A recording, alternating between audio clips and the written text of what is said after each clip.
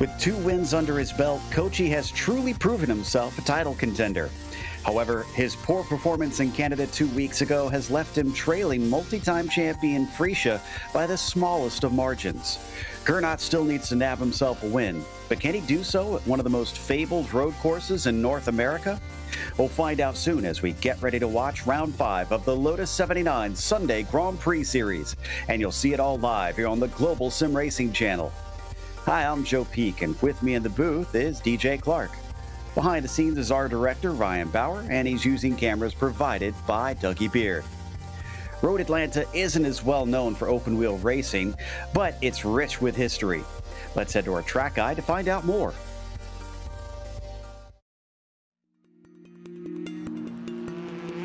Welcome to Road Atlanta, the scene of incredible sports car racing for decades and the home to the Petit Le Mans. This is a track that has proven itself to be worthy of attention on a world stage. With it being situated only an hour northeast of Atlanta, Georgia, the circuit is in a prime location. But despite its flagship race, in contrast to the real Le Mans, the full course is a measly 2.5 miles long. The club layouts also clock in at just under 2 miles. Packed within this small lap length is a series of technical and challenging corners, some of which can be race-ending even when small mistakes are made. Turn 1 is a fast sweeper which compresses the car into the track, but the high speeds mean that when you go off, you typically go off in a big way. Turn 3 is notorious for its curved entry into a blind apex. Too far inside and you face a cut course penalty. Too far outside and you're likely to spin out. Then there's the unassuming Turn 5. The wide curbing lures you into getting greedy, but the close walls on either side gobble up cars and spit them out as a crumpled heap. With all the tricky fast turns, that's not to say that there aren't passing opportunities. The main one comes at the chicane at the bottom of the backstretch. The huge downhill drop into the turn makes outbraking yourself quite easy though, so be careful. The whole thing wraps up with the frightening final corner. With nothing but a giant wall right to the outside as cars fly through at high speed, it's not often that wrecks are small. Boasting a wide swath of series over its history, everything from NASCAR to Indy Lights and of course IMSA, the main use of the track is SCCA events and driving schools. No wonder this place is popular both in real life and here on the iRacing service. Fans will no doubt get to enjoy many more years of action at this incredible track.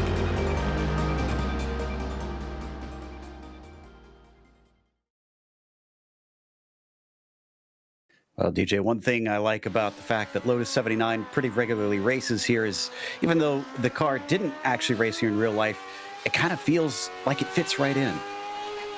Oh, most certainly, Joe. This is a car that takes to this track like a duck to water. It is absolutely fast and flowing at points, specifically coming up through turns 2 and 3 in the S's. It is absolutely incredible. With the ground effects, the car is on a razor's edge through there, and because of the ability to get a really, really good draft, you can even see some passing going down into turn 6. And then, of course, there was the ultimate overtaking zone, that long back straightaway going into turn 10. There's lots of opportunities to overtake. There's lots of opportunities to get it wrong.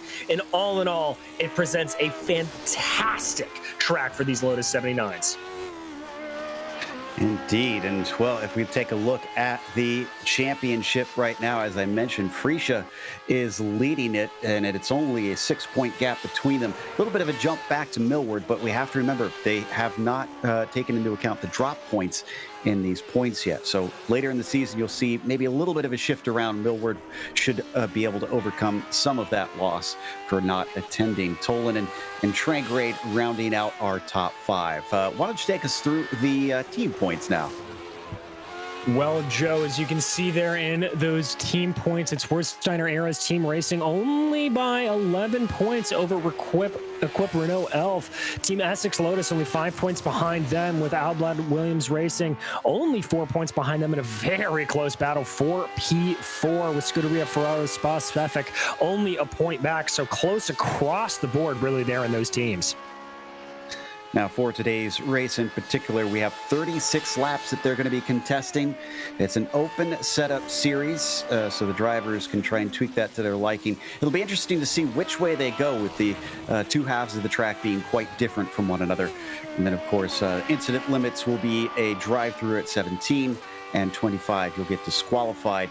Not a lot of runoff room in a lot of places around here, so doubt we'll see many drivers fall afoul of those incident limits. Right now, qualifying underway, and Andy T is back again and on provisional pole.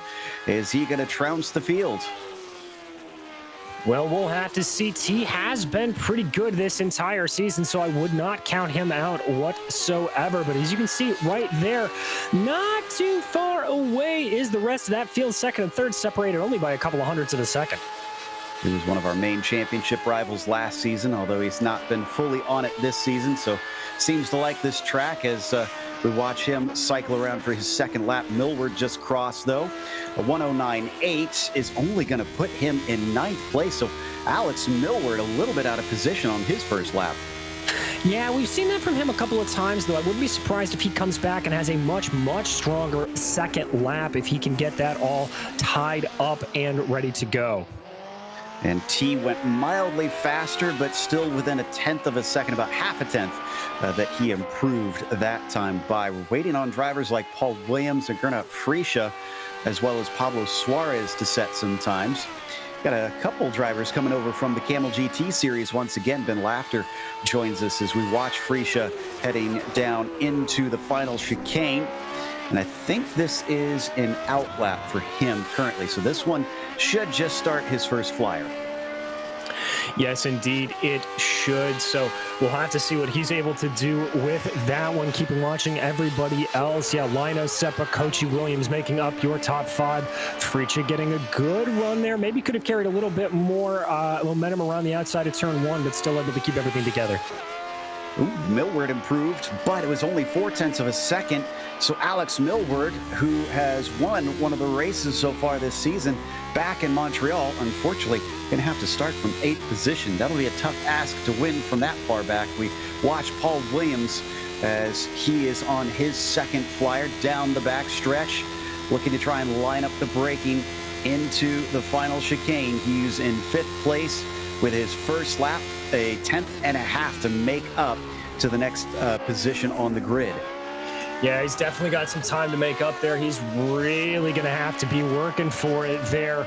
But let's see as he comes through that final corner. Very hard in these corners because of the way it goes. He's going to be able to go a couple of tenths faster there. Not sure if that's going to move him up the order. No, he stays in 5th, unfortunately.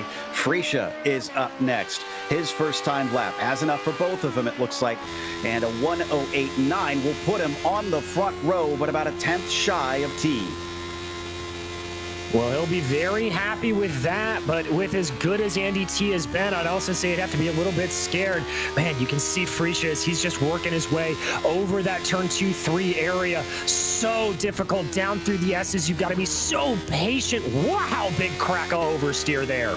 Wow, crossed him up in a very quick way, but it was so fast. I wonder if he even lost all that much time through there. We watch him now coming out of the critical turn 7. Another tiny little correction, couple corrections. That might lose him time. Yeah, I think it certainly will. He looks like he's got that car a little bit more trimmed out for some straight line speed, so this may not be the best qualifying run for him, but certainly watch on those opening laps. You could have some mega speed as they get up and going.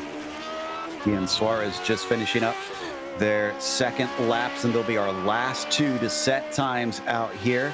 Suarez does go faster, and Frischa does not. So Suarez improves to 12th as Gernot has to settle for the front row. He was off by a number of tenths. We now have our grid set, so let's go through that starting order. Andy T on the pole will be followed by Gernot Frischa, as Mikko Lino will be in 3rd. Severi Seppa P4 will have Nicola Kochi, the only driver to have 2 wins so far this season, starting from 5th. Paul Williams P6 has Tony Garcia on the inside of the next row in 7th. Michael the Turk is 8th with Millward all the way down in 9th, and Partanen rounds out your top 10. In 11th, it's going to be Timothy Reed, followed by Pablo Suarez. Sergio Valverde is going to be in 13th, followed by Loic Barba. Pekka Kalahara is going to be in 15th, followed by Nicolas Mucanos. Ben Lafter will be 17th, followed by Javier Mosquera, with Manuel Preyes, Keith Herner, and Xavier Sanchez and Barry West rounding out the back of the field. Yep, only two of them failed to set a time, West and Sanchez. Not sure if they're deliberately starting from the back or if they had some issues in their qualifying. But we wait for the session to tick down here in this early morning race, just past 8:30 a.m. virtual standard time here at Atlanta. And looks like officially we are done with our qualifying session now. Cars are allowed to grid up, and they're going to face a track that is a very cool 67 degrees Fahrenheit. It is, and remember, Joe, that these tires are a little bit different than a lot of the other tires that we see. They do take a couple of laps to get up to temperature, and with track temps as cool as they are, I think that could be a little bit of a burden to them. So I think we're going to have to see drivers being very, very careful on these opening laps, making sure that they don't make too many mistakes. Slowly, everybody plops themselves onto the grid. Just a few more left to go to compete in round 5 of the Lotus 79 Sunday Grand Prix Series. And up at the front of them, Andy T will have that desired top spot. The question is he rusty? He's been away for a minute. Is he not going to be as good as we've seen some of these recent rivals be? Drivers like Nicola Kochi having to start from 5th, fighting for a championship. His focus probably going to be on Frecia on that front row, knowing that he's the one he has to try and gather up and outscore by 6 points if he wants to lead the championship after today's race. T going to be the last one out on the grid, making everybody wait before we get going. He's got about half a minute left if he wants to make them wait as long as possible. We'll see if he is going to make sure and stretch this out as much as he can. And so far, it does appear that he has no interest in trying to hustle out to his grid spot. Everybody else sitting in wait, out stretched around that final corner, and there is T now. So the engines will start to rev as the lights come up for round 5, and the green flag is out. Andy T gets a pretty decent start. It's a very poor start for Nicola Kochi as he's threatened by Paul Williams around the outside. Single file for the top 4 as they come through turn 1. And then the rest of them double wide through most of the field. So far, so good, except for one car way off in the background. Ooh, very tricky trying to go 2-3 wide there through turns 2 and 3, but it looks like most of the field was able to get out and get around it. Andy T trying to hold off on that lead. Everybody now coming through that roller coaster that is turn 5. Glad to see that that was a relatively clean start for most of our drivers. Oh, and I spoke too soon. Barry West has an off along with Manuel Paredes. Themselves and Mosquera are 3 that have had some issues here at the start, but nothing major. No serious wrecks. Is already Andy T trying to weave down the backstretch to break the slipstream to Frecia. Well, Joe, remember, we talked about that Frecia may be running a little bit more of a trimmed out setup, the way that car was having some snap oversteer during qualifying. I think T maybe recognized that, trying to hold on to it. We're right on board with Frecia right now. You can see just how much he is sawing at the wheel. Let's see what he does here through this first corner. If he's going to lose time, if he is running a trimmed out setup, it's going to be through this first sector. Watching the pair of them, currently about half a second as they plunge down through the S's. He's also going to get the aero wake of T as well, let's not forget. And through turn 5, Frecia seems to be holding his own. Didn't lose a whole lot if he lost anything at all. Looks like it's up to 6/10, so maybe a little bit of a loss, but let's see now if he gains along the backstretch. Both of them focusing on that corner exit. Yeah, that is one of the most crucial exits on the corner. Looks like a pretty good exit there for both of them. Michelin holding on in place behind, trying to get it, but it does look like Frisch's got a little bit of a run here. I don't know if that's going to be enough to get a pass, but it's certainly going to be enough to get Andy T sweating. Down to 0.4 of a second, so 0.3. So 0.3 quicker down the backstretch comparatively from that far back. We'll keep an eye on it as the race continues on. Look at the stream of cars behind them. You mentioned Lino, but Seppa is in there being threatened by Kochi. Millward is in that train. Williams to Turk and Garcia before you finally get a decent gap to the next car. Yeah, and interesting there that Miko Lino setting the fastest lap of the race. I think him being just a little bit clearer back of some of that dirty air has really, really helped him. And looking at the gaps, he's been able to massively close up behind to Gernot Frische. Look at this, Joe, coming down into turn 6 and 7. If he can get this exit right, he may have a real nice move. Let's watch and see who gets the better run off of critical turn 7. From on board, Frische looking back at all the cars, trying to chase. Lino closing in quite well. He's got it down to 0.4 of a second, and Gernot has fallen to 0.8 of a second back. Coming into the braking, Miko is close, but not close enough behind him. My goodness, Seppa and Kochi split by less than a car length.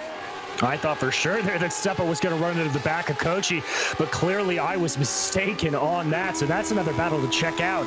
These cars just absolutely nose to tail here, really all the way back up to 10th with Timothy Reed. Other than that, everybody within a second of each other. Kochi having trouble getting down to the apex of turn 1 there, but he still clings to the back of Seppa as they fly through the S's up towards turn 5. Splitting off into a pair of battles here.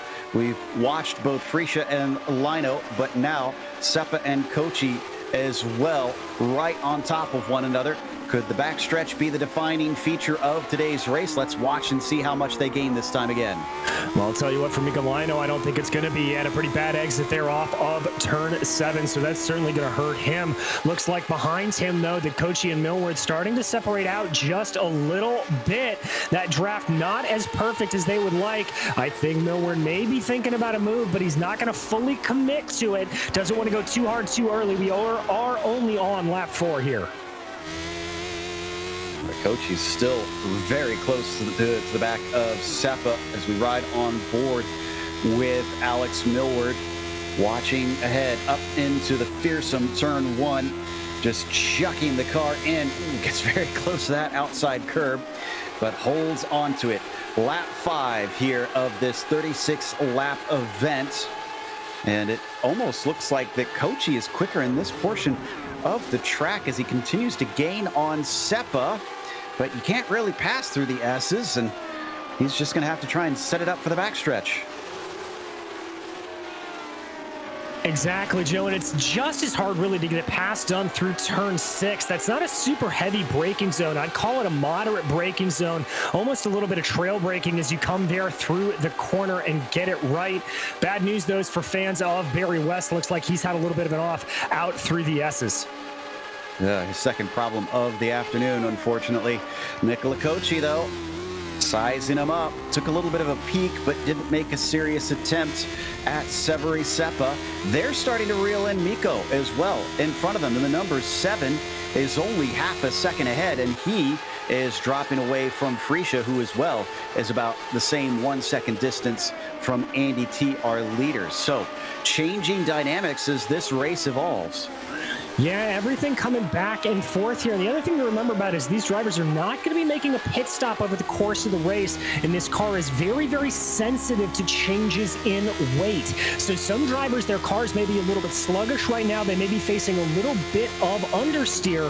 But as that fuel load burns off, whoa, look how close in here. We've got a little bit of a pass. That's Seppa trying to come up the inside of Lino. That may have cost him, and that may have given Kochi a little bit of an opportunity.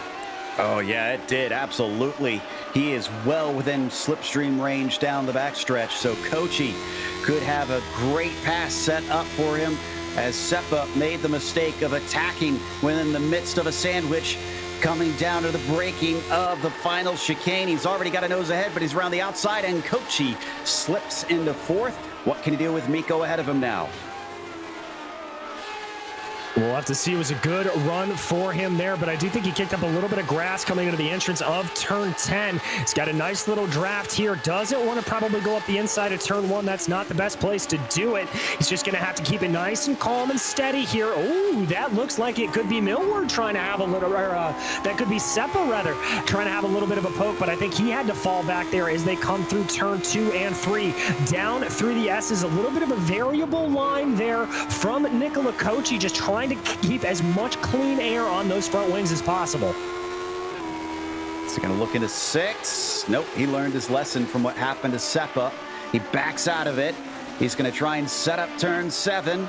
Looks for the launch, but Mikko is wise to it. He gets a clean exit himself. It's still going to be a little tight. Yeah, it's still going to be a little tight, and what Mikko did there that was very smart is he backed up the apex a little bit, just put the binders on a little bit early, but that's not going to stop Nicola Kochi. There he goes, so what down will be the outside of turn 10A. He's going to do that same move he did before, gets it around, thought that car was going to go sideways, but absolutely nails that corner move. Nicola Kochi up to third, and now he's got his sights set up the road. 2.5 seconds to Gernot Frischa. Wow, so Kochi is on it today. The Italian up 2 positions in 2 laps as we ride on board with Seppa. Still third in this line. P5 overall. Ooh, big moment there coming out of turn 3, but he catches it. Costs him a tiny bit of space up to Mikko. Now, what can Kochi do with his championship rival? Gernot is 2.5 seconds up the road. He's going to need some pretty decent pace to try and claw that in. Yeah, and especially considering the fact that Frischa is going to be able to have the benefit of the draft of Andy T going down these straightaways. That's going to be a big, big ask for Nicola Kochi to try to be able to make that up. Not necessarily impossible, but it's not going to be the easiest feat in the world. So we see him on screen, picking up speed down to 170 miles an hour here on the backstretch before slamming on the brakes. And this will be a full lap with him in front of those that he was battling with. So let's see what the laps look like comparing the two. A 109.9 for Frischa with a 1:10 flat for Kochi. So pretty even on pace between the pair of them, at least at this stage. Yeah, not a whole lot to go off of right there, but just trying to figure it out, I think, to see what he can do. Now, for Frischa, I think at this point, seems like he may be in a little bit of a conservative mode. I'm not seeing him making a lot of very mega attacks here. He has been able to get the gap down ever so slightly on Andy T, but I don't think he really wants to make a mega move until we get a little bit later in the race. Yeah, he's going to have to be much closer than that. Wonder if we could give a shout to the number 11 car, Xavier Sanchez. Remember I said he did not set a qualifying time? Well, he's made up for it from 21st on the grid. He is now into 15th, and he's already sizing up Kalahara, Valverde, and Suarez in front of him. He's got a veritable buffet. He does, and it looks like Valverde may be trying to have a move here on Suarez. Indeed, that's going to be a very late braking maneuver. Almost didn't make the corner. Suarez wise to it, able to hold him off. But, oh, that's the over-under. They're going for Valverde, trying to hold it. Not going to be able to do it again. Valverde on the attack here. He may even try a move up turn 1 the way we've been seeing him go. This is allowing for Pekka behind him to try to do anything, and now Pekka's going to be the one to make the move up the inside of turn 1. Ooh, a little bit of a brush across the brow. Suarez almost cut off Valverde into turn 1 there, but everybody gets through the other side. Xavier Sanchez is certainly loving this as he's gained a lot of time, much quicker through turn 5 for Valverde. Do we see a defensive move? Yes, Suarez going to cover him off. This is going to check them all up even more, trying to go for the over-under, but Valverde gets plugged up. No, he's going to send it in deep. They're going to come together, and he slides off the racing line. Oh, almost cuts in front of Laughter. I think there was a little bit of contact after there. Actually, the car bounced up into the air. I've got to say for Valverde, that was a good move to go down to the inside, but watch it here as he does it. He gets a little bit of oversteer. That car does what it tends to do in these Lotus 79s, gets a little bit sideways, and once that happens, it's a real tag slapper. You can't fully control it. There, he's a little bit sideways right there, kind of has it under control, and then comes back in again, and then I gotta say, I think that may have been a little bit of a cut down there from Suarez to pinch him off. Oof, that was, I mean, I'm glad we got away without him wrecking anybody on his return, but that was a little bit too eager to get back on the throttle to me. Oh, yeah, and you were right. There you saw the hop from Laughter. Yeah, so maybe a little bit of damage to Laughter's car. Now, the suspensions on these cars are relatively sturdier than most open-wheelers we see, but the biggest problem that you can have in them is damage to the underside of the car. We always talk about the Venturi tunnels under the car that create a lot of that lower downforce, that ground effect that come in there. And if you are driving these cars, you can actually tell when that happens because the front end of the car will pop up ever so slightly. There's a good move going down the inside. Able to make that work is Severi Seppa. He had a little bit of wheel spin off the corner, though, so will we see Miko try and fight back?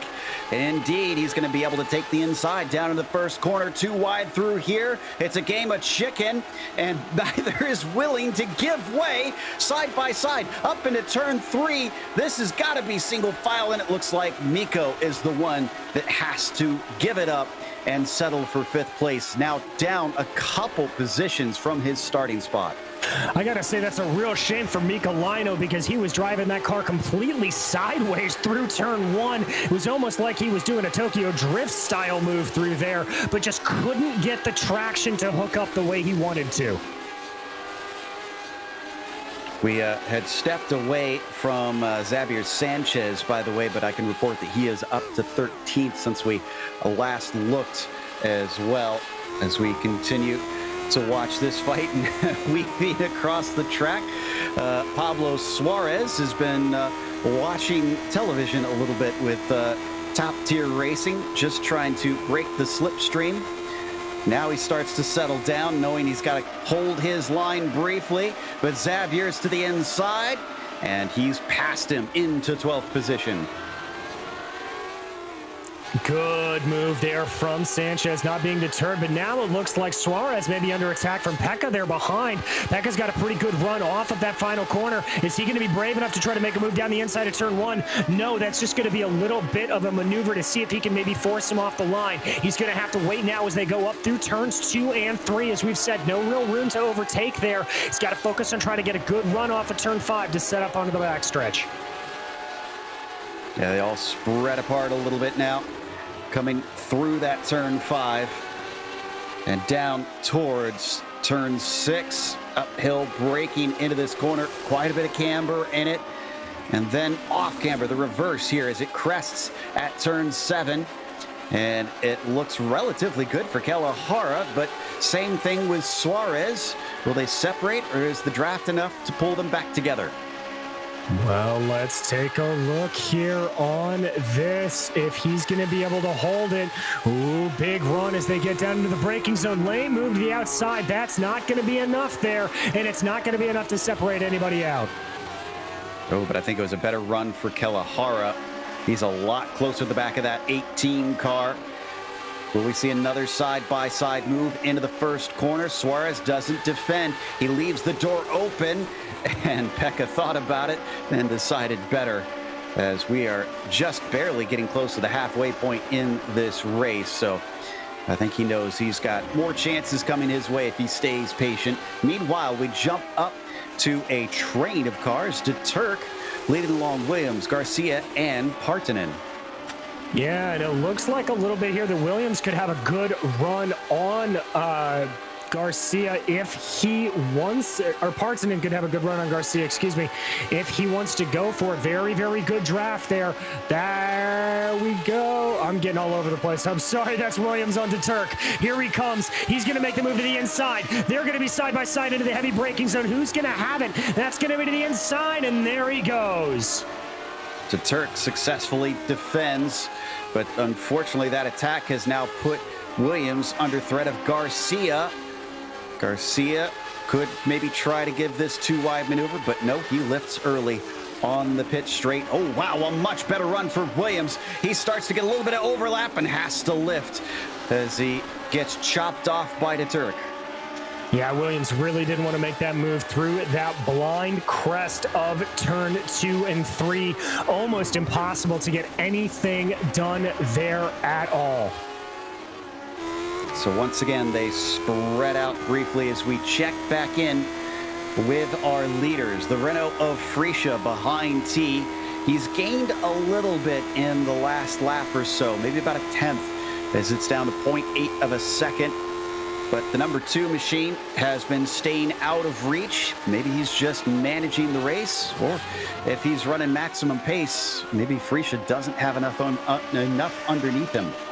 Exactly, Joe. And remember, as I said earlier, could be a little bit of fuel loads coming in. We don't know what fuel these guys are running, but that is 2 laps in a row that we've seen Gano Freesia set the fastest lap of the race. He's got the gap down to about 0.8 of a second right now. So we are 16 laps in, but I certainly wouldn't count this one as over. I'm a little bit impressed here that we've only lost 1 car so far. That's poor Barry West with his issues early in the race. Otherwise, 21 of the 22 starters are still out on track as we once again join in with Paul Williams looking over his shoulder and watching just how physical these cars are. Boom. Oh, they very much are, especially on a lot of these undulating road courses. I can tell you, last week I went out and I ran a race in these Lotus 79s at Sonoma, and at the end of it, I felt like I had just done a 2-hour workout with John Cena. My arms were absolutely throbbing with veins, and every inch of my body were covered in sweat. These cars will bite you. They are such a beast to drive. They come down into the chicane. This is Miko and Seppa now. Kochi's really left them in the dust. Once he was able to get past them, there was no looking back. So now it's down to 2. And as they come up to turn 1, Seppa's been able to hold him behind since that last overtake from Kochi, but certainly hasn't been able to shake him. No, he hasn't, but in terms of Kochi, he's still got a lot of room to make up. The gap's still about 3.6 seconds up the road to Freesia and T, so really no hope of being able to get that in unless some sort of calamity happens to that leading pair. Yeah, they seem to have had to settle for what they've got here, just trying to sort out the final 2 spots of the top 5 onto the backstretch. Well, that's certainly not going to help Miko, as he's a little bit too far behind, 4/10 back. He might be able to reel him back in with the slipstream. Already up to 165 miles an hour. Seppa just cracking 160, and yep, he gets within about a car length, and then they have to hit the brakes. Yeah, not quite enough to be able to make the pass, but Lino, again, just being very, very patient here. Sometimes that's the trick at Road Atlanta, especially in that tricky first sector that really involves a lot of that finesse driving. You just got to make sure you get it right. Keeping him honest, though, and he still has plenty of the race left to go. So Miko could get his chance a little later on if he can just elicit a mistake. And this is a very swift circuit with a lot of tricky blind corners, so I wouldn't doubt it if we see one out of him before this is done. As we come back to Williams, man, he's dropped off the back of Turk, so Michael is feeling a little more comfortable now. Behind them, though, Garcia and Partanen have not given up on that fight. No, they have not. This is really proving to be a great race across the board. Absolutely everybody in some sort of a scrap. There's a good exit there for Pauli. Let's see if he can gain enough here to try and attack, but it looks like straight line speed for Garcia quite good today. He's down a couple spots from where he started, unfortunately, though, from 7th on the grid back to 9th, whereas Partanen is exactly where he sat when the green flag fell. And no change of position through the final chicane for those two. Ooh, is Freesia closer by about 3/10? Just noticed it's down about 6/10 of a second. Yeah, he's been able to close that in, and it looks like on the last lap there wasn't too much of a difference, only about a 3/1000th of an advantage to Freesia. So I think he's just slowly but surely reeling it in.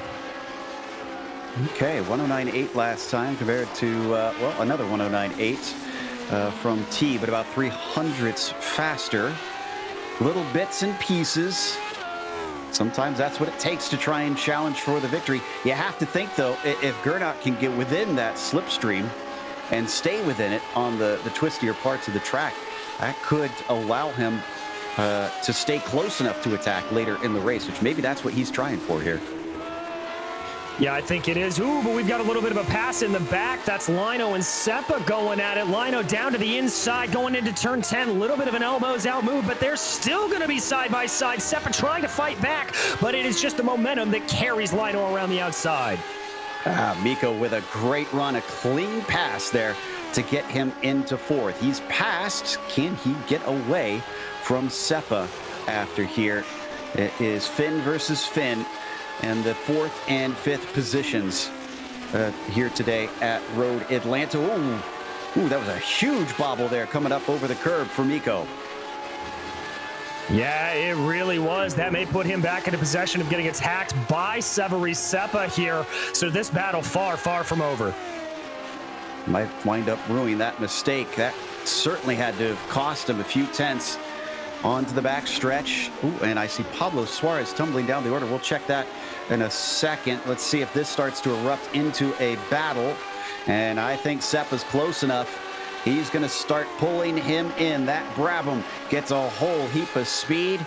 A half-hearted attempt to defend the inside from Mikko is not going to do the job. They're going to go wheel to wheel. Roles reversed and exactly opposite of what it was before. Seppa now through. Seppa making Nelson Piquet proud in that livery. A very good move. And again, Gernot Freesia setting the fastest lap of the race, even though that gap has expanded back out to about 0.8 of a second.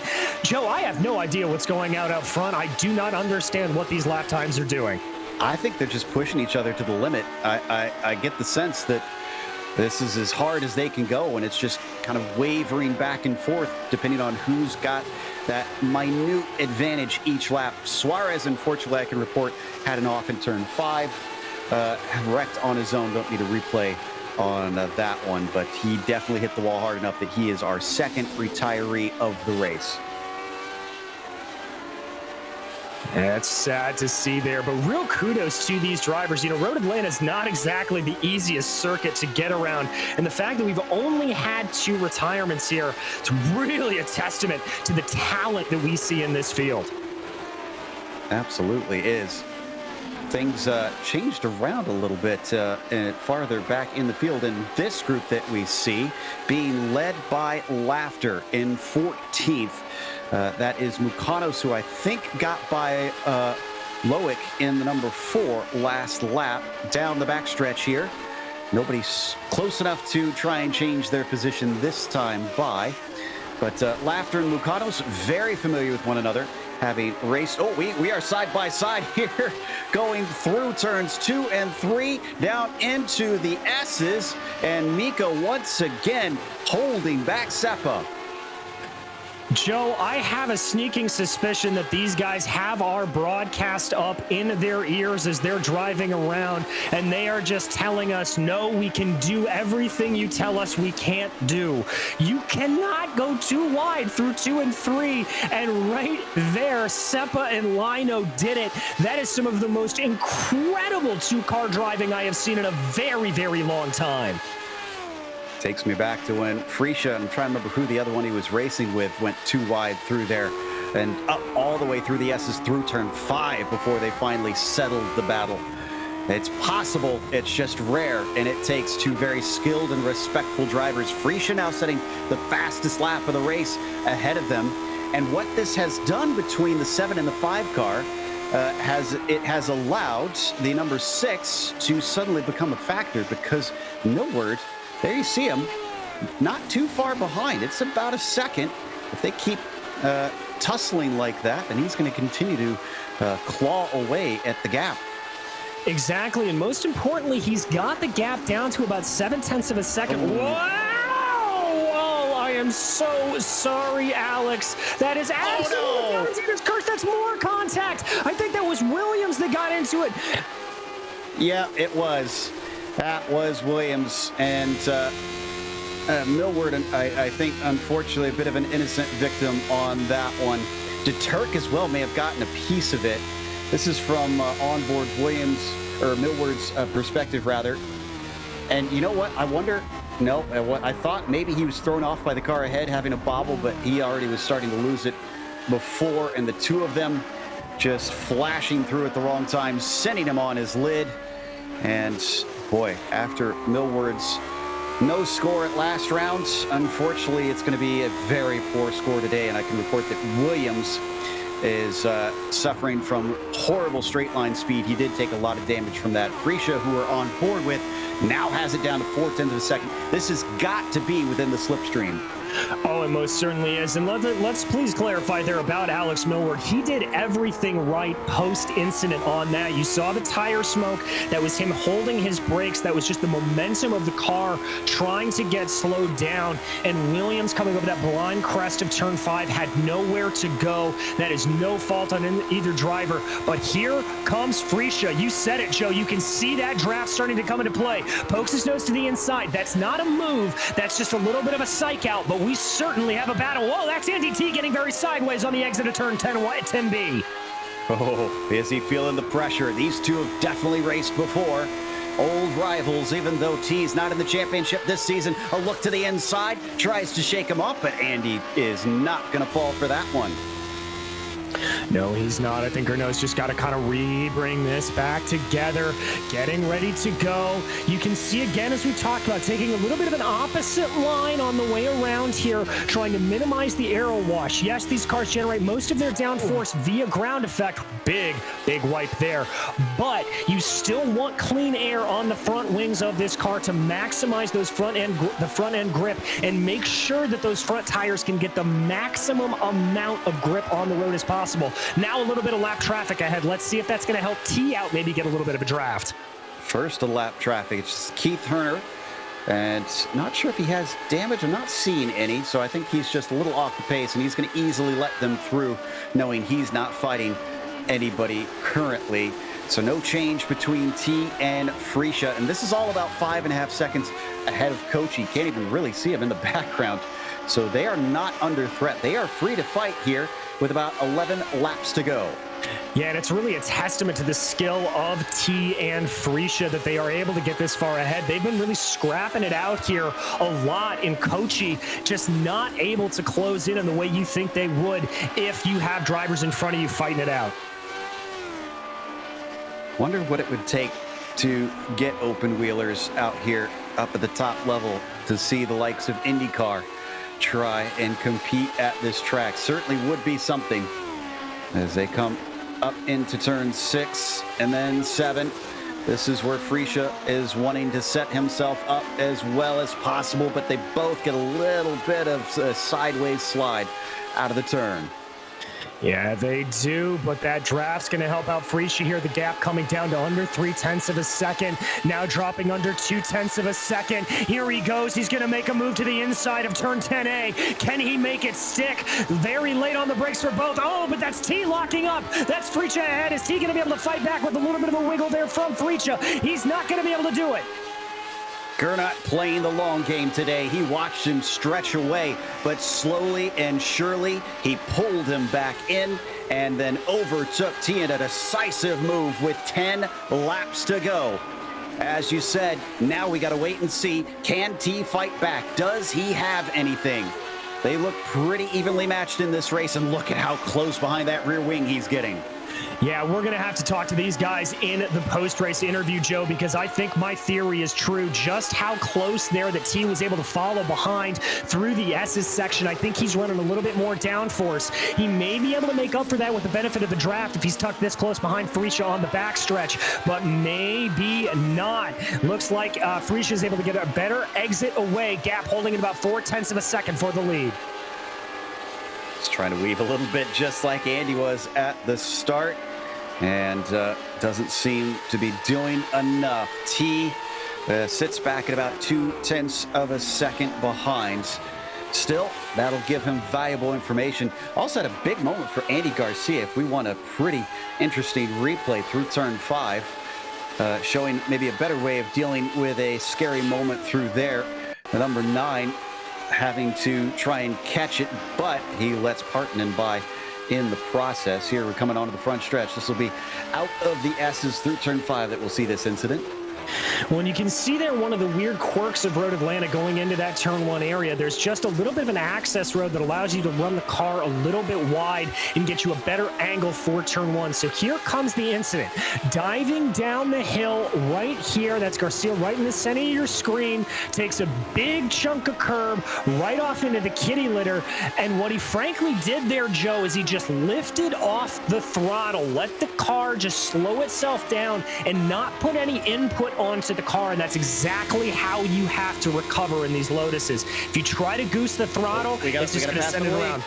This is for the lead as we come back live and almost pushing him down to the very inside. It's getting aggressive between these two, but T's going to take it back. He's not taking no for an answer. Holy cow, can we get a replay from above down the backstretch? Because it almost looked like he was trying to push him down to the inside there.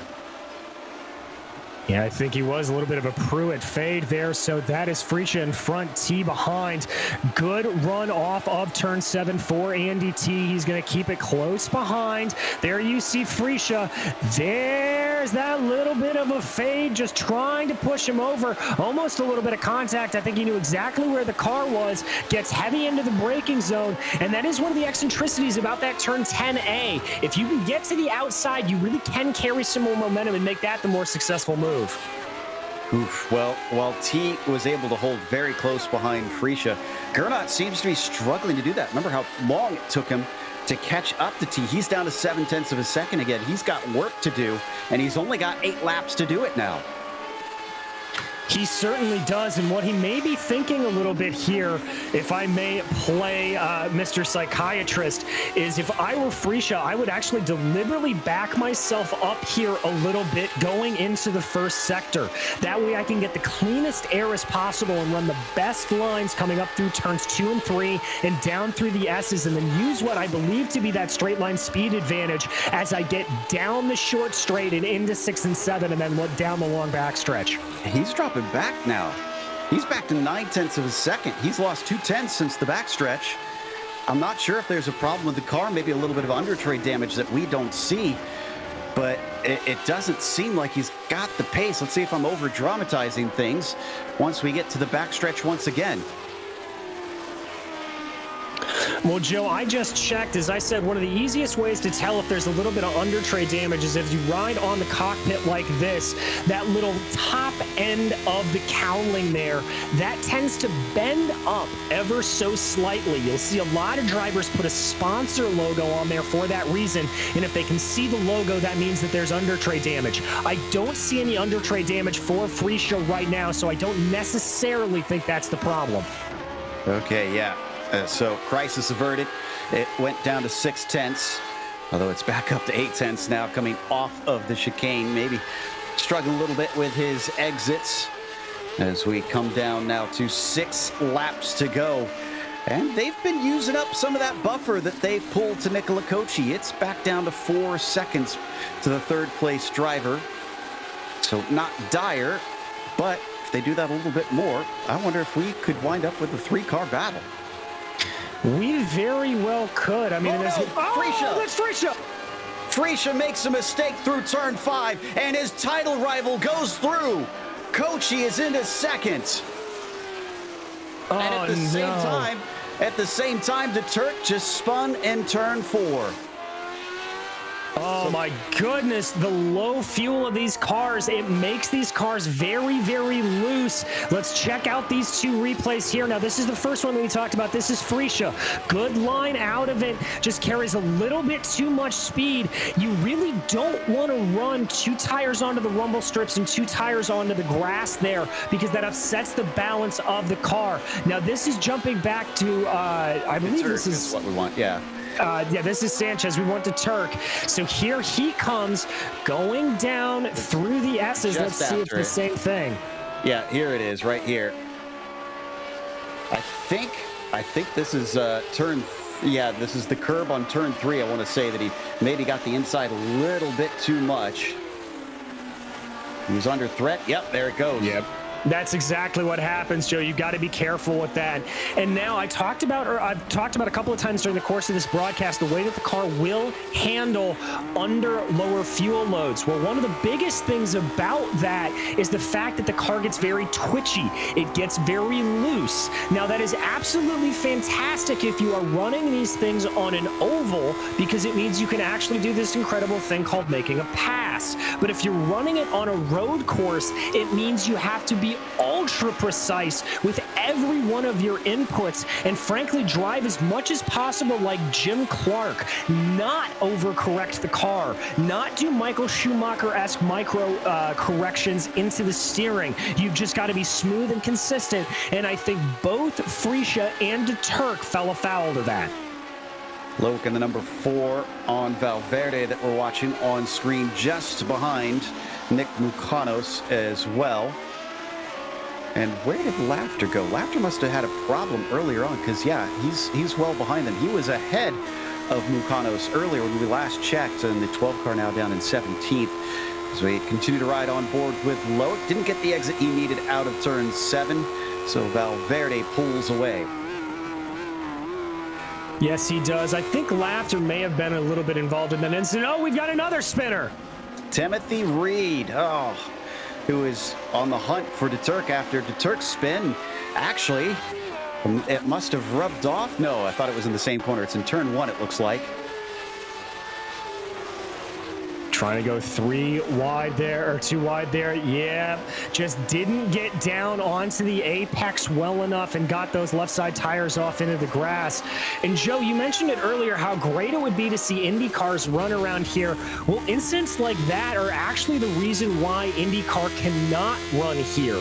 Yes, this is a road circuit, but the walls are so close and there is so little runoff and kitty litter that IndyCar organizers have time and time again said this would be a perfect track to run were it not for the tight barriers, because it would massively compromise driver safety.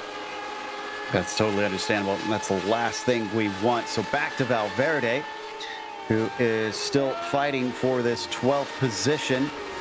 Mucanos just in front of him. He's rebuffed Loic. Can he go on the attack instead of the defense in these final 3 laps? We'll have to see. He's really trying to make some moves here, getting a very, very good run coming up to turn 1.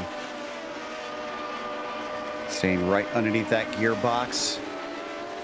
Mucanos, a little bit off the apex through turn 3, but nothing dire as they head down through the S's. This is our closest battle on the track. Now up through turn 5. It's caught out so many victims today. A little bit of a bobble down to the inside there for Valverde coming off the corner. Can he try and clean it up coming through turn 7? He's starting to be caught by the number 4 once again. Oh, and that time it was a slip up from Mucanos. Here we go. It was indeed, but it didn't look like it hurt him that much. He's going to try to go here with Valverde, who also had a little bit of a bobble. That's Valverde, the inside. That'll be the outside coming down under turn 10. We've seen this move work time and time again. He gives him space. Car's going to come back to his line. A little bit of a sideways move. Oh, my goodness. That was Barbe trying to make a move up in there. The 4 managed to get between them, almost got them both. They all go defensive. Everybody wants the inside coming into turn 1, but it looks like it's going to go to Mucanos still at the front of the line. Switchback maybe? No, Loic isn't that brave here into turn 3. No, he's not, but Barbe, I don't think is done with this yet. That was one of the most heads-up moves of the race I've seen him make. He's really doing a good job here to keep this up. Now let's watch his exit out of turn 5. Gets it just right. Rides it well. He's got some speed. All 3 drivers being defensive. That's behind him. Valverde trying to look to see if he can see anything. Barbe had a good run out of turn 7 last time. Let's see if he can keep it. Not close enough to make Mucanos to make a defensive maneuver, so this is now all going to be down to the draft. And looking back, Joe, I think there's a chance that Barbe and Valverde may have some right front wing damage. Yeah, I think it's very slight if they do. This is all going to be coming to the white flag for these guys, but behind them, Andy T is coming around to take the checkers soon. There you see him on screen. He might have the number 2 on his car. He might have been missing from recent rounds, but Andy T is going to come back and show he's still got it. He's got about a 5-second gap to Kochi. He's withstood the pressure and attacks from Freesia, swapping places back and forth for the lead. But mistake-free Andy T is going to win here in Georgia.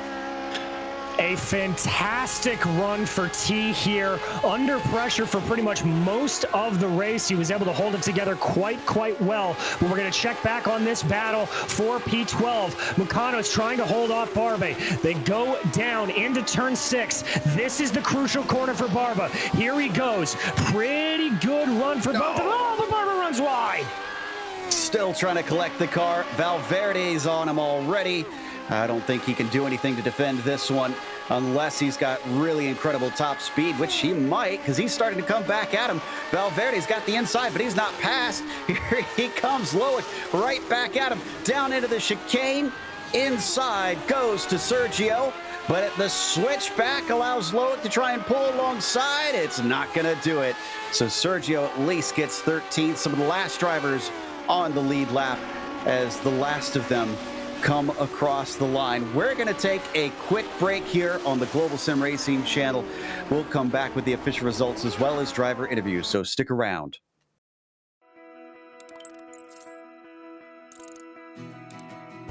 iRacing is a sim racing game that combines a true-to-life racing experience with an online community of virtual racers from all around the globe.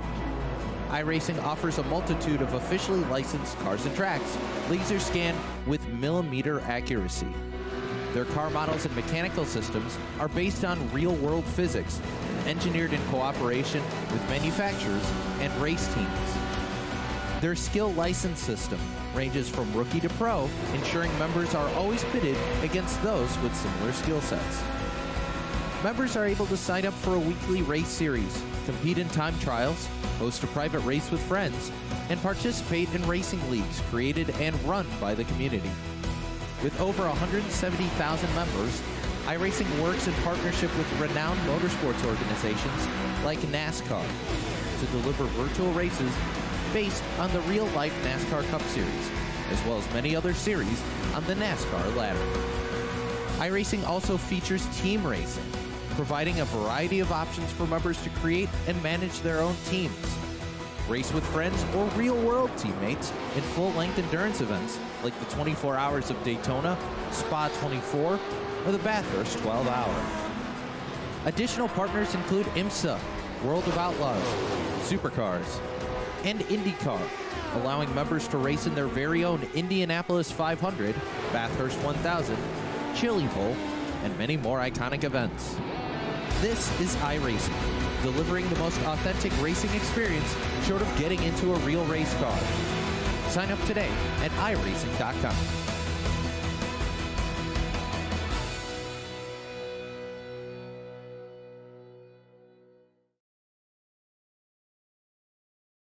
Welcome back to Road Atlanta. Andy T was our winner here in Georgia after starting it on the pole, but he had a serious challenge in the middle of the race after it looked like he might run away with things.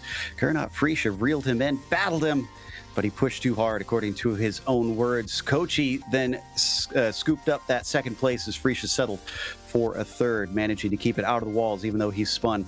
Nicolino was P4 ahead of Seppa, another pair that battled all race long. Partanen was P6, climbing up from 10th as Garcia wound up 7th and Turk 8th. Sanchez, despite not qualifying, climbed from 21st to 9th as Reed settles your top 10. In 11th, it was Pekka Carolina, followed by Nicholas Mukanos. We saw that great battle with him throughout the race. 12th was, or 13th rather, was Sergio Valverde, followed by Loic Barba. Ben Lafter came home 15th, with Paul Williams suffering that very tricky accident to go home 15th. It comes home 16th rather. Javier Mosquera 17th. Manuel Padres a lap down in 18th, followed by Keith Herner and Alex Millward, unable to finish the race. And we're joined by our winner here today, Andy T, who has come back to show that he's still got it. And Andy, you put it on pole, and the first half of the race, it looked like you had things under control. Then suddenly Gernot was all over the rear of you. Did he just have better pace towards the end? He had draft. Okay, great. I see. So eventually he was able to get within that slipstream and then started to challenge you. It looked like it came down to keeping the mistakes away. Were you ultra focused on trying to avoid running over a certain curbs? Because that seemed to be what caught Freesia out in the end. I mean, I had 30 minutes practice, and I know there are curbs here that kill you, so I just tried not to touch them. I think there's more time in it, but it's going to require large onions to drive over those curbs and risk death. So, yeah, playing it safe, to be honest, is the right way to go. And I knew I had pace on Gernot. I've just seen, by the way, his fastest lap was draft assisted, so that's annoying as hell. But I wasn't worried. I thought I could outrace him anyway. So, yeah, I know it sounds cocky, but yeah, it's L79. It's not rocket science. Yeah, and I'm sure that even though you're not in the championship, you know, you want that ego boost of getting that fastest lap as well. Speaking of which, will we be seeing you at any other particular tracks this season? Any that you're looking at and saying, I really like that one, I want to come in for another one-off? I got too much stuff going on elsewhere, really. I only really did this because I had nothing else going on, and it's Road Atlanta, I quite like that. So yeah, I might pop my nose in occasionally, but if I do, it'll be like this with like an hour, 30 minutes before the race and just go and see how we do. Well, we'll keep our eye out for it, see if we see you hanging around and expect you. Congratulations on the win. Anybody you want to give a thank you to? All the usual suspects, you guys, for great broadcasts. It's always good to watch, even if you're not competing, so keep it up. Thank you very much. That was Andy T. Glad to see him back. We'll see if he comes around again later on. As up next, Nicola Kochi, who is likely going to be leading the championship after this one, is caught up with DJ. Well, Nicola, that was a bit of an up and down race there for you, to say the least. Looks like you didn't quite have the speed to catch up with T and Freesia, but you sure as heck ran a good race from that point on. Yeah, hi guys. I think I had enough pace to stay with them, but not to close the gap that big. So I think I have to sort out my qualifying before next race. Well, I mean, that's one area you got to work on. I mean, do you think that you were hurt off the start a little bit? It looked like you didn't get the absolute best start. Is that something else you want to kind of work on, or is qualifying really the main goal here? Well, no, that's always happen when there is a track that require first gear as race gear. I always have some kind of issue there because other people with other system, I guess, they are able to use the clutch a lot better than I do. So I have to stick with my usual start, and I have like a super long first gear. So it's hard to me to get a good start. But to be honest, I think that I will have just like got my qualifying good. It would be enough to stay with the guy in front of me. Well, I would say that is fair enough. Obviously, only a couple of rounds into the season. Are there any tracks you're particularly looking forward to? Anything you think you can maybe make a good fight on coming up here soon? Well, that's a good question. We have a lot of very good tracks still in this season, but as always, I always looking forward for the North July Fair. That's a combo made in heaven, if you ask me. Well, I'm going to let you in a little secret. I fully put stock into the Green Hell, so I have the utmost respect for you that you love that track, but we'll be watching that for sure, my friend. Anybody you'd like to thank for your podium here today? Yeah, I will like to thank Gernot that talked to me before this race to actually put me in this race because he didn't want to race. So thanks to him, and too bad that that's been on the last few laps that I was able to got him, but that was just sheer luck for me. Well, there you go, everybody. That was Nicola Kochi, your second place finisher here today. And now I believe that Joe Peak has caught up with our third place finisher, Gano Frisha. Indeed. Gernot, we heard from Andy. He said immediately that he attributed you being able to catch him down to the slipstream. Do you concur, or would you put it more on your pace?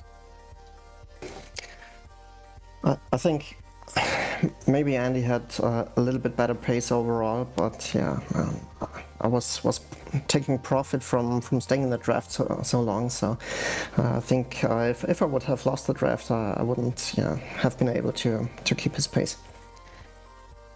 Well, once you did really get close enough, you started to attack a few times. You two managed to go side by side for a number of corners. Were you kind of hoping, I guess, what was your hope once you got ahead? Did you want a mistake from him? Because it sounds like from what you're saying, it was going to be hard to hold on to that lead.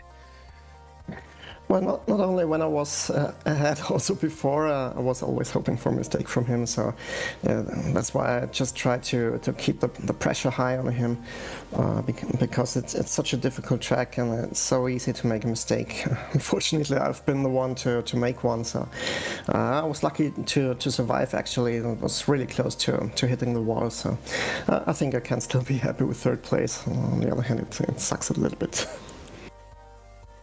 The unfortunate thing is that you'll lose a little bit to Kochi here, I think. He has turned into quite the rival this season. What are you thinking about going up against him? It sounded like he said you were the one that encouraged him to come here today. Yeah, he got a very frustrating race in the race before, so it was close to just stepping out for this one, and so I just told him to stay relaxed and try it again, and I think he did the right thing. It's good for the competition, and he's a nice guy, so he's also really strong this season and he should be there. Well, we love seeing you two go head to head. Anybody you want to thank though for this podium? No, thanks you guys as usual, and hope to see you in the next rounds. Bye bye. I was Gernot Frisha, who we hope to see next round as well. Third place finisher today, and that's going to close out our interview. So we, of course, want to thank a few people, including Lotus 79 community, for bringing us back for another season of coverage of the Sunday Grand Prix series. Also, a thank you to the companies that provide the software and hardware for our broadcast listed here on your screen. And additional thanks to June Milan, who provides our wonderful music. Her Bandcamp is there in case you want more of her work. Thanks to the team today, DJ Ryan and Dougie. You can find more info about GSRC at globalsimracingchannel.com or through our social media listed on the screen. Also, check out our merchandise store at simracingmerch.com/GSRC. We keep a link in the description below. While you're down there, don't forget to subscribe to our YouTube channel so you don't miss a moment, because when we do come back next week, it's going to be at the Netherlands, Zandvoort, Sunday, July 25th at 12:30 p.m. Eastern. Should be a fun one for this car. We have upcoming races for other series listed on the screen, so check those out, mark them down on your calendar. In a little less than a half hour's time, we're going back here to the same spot, Road Atlanta, for the Absolute Beginners League. That's at 2 p.m. Eastern, so stick around. Until next time, race clean, race hard. We'll see you on the track.